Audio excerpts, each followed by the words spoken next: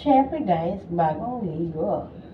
Kaya, kailangan matuyo yung buhok natin. At ako'y mamamalansya na. Kasi guys, andito ako sa trabaho. O diba? Ang sexy ko habang ako ay mamamalansya. Ayan. Yung isa na lang, palagdagan mo din na kahit 2 kilo lang na limpo para pag inaw din, ilagdag natin sa limpo din yung limar. Kasi may isda na may isda na kami, may bangus na tilapia. So, limpo naman para may bangus, may isda, may bago diba? Yung limpo lang, wala po siya.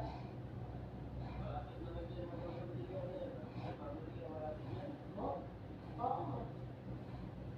Doon sa para sa alpara, yung doon. Dami nalalagas sa buhok ko.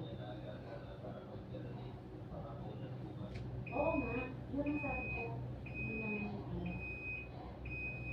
Tumutunog na yung aking washing. Ang sabi niya ay tapos na siya. O diba? Nagpapaalam na siya na siya daw ay tapos na siyang maglaba. Aray ko. Bakit? Sakit ah.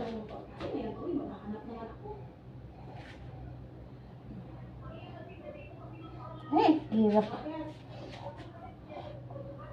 Ano kasi buhok ko guys, sobrang tawag ito, maliliit yung butil. Kaya madali siyang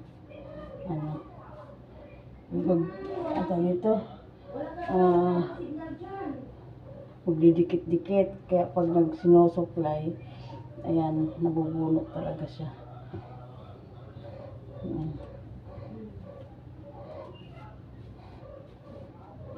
Sobrang maliliit yung butil. Kaya buhaghag siya pag natuyo. Kaya lagi akong nakatali guys.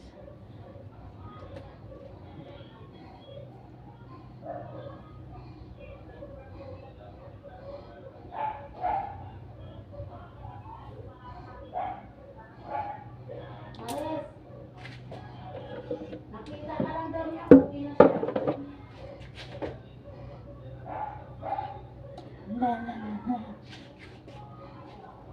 Sige guys, bye!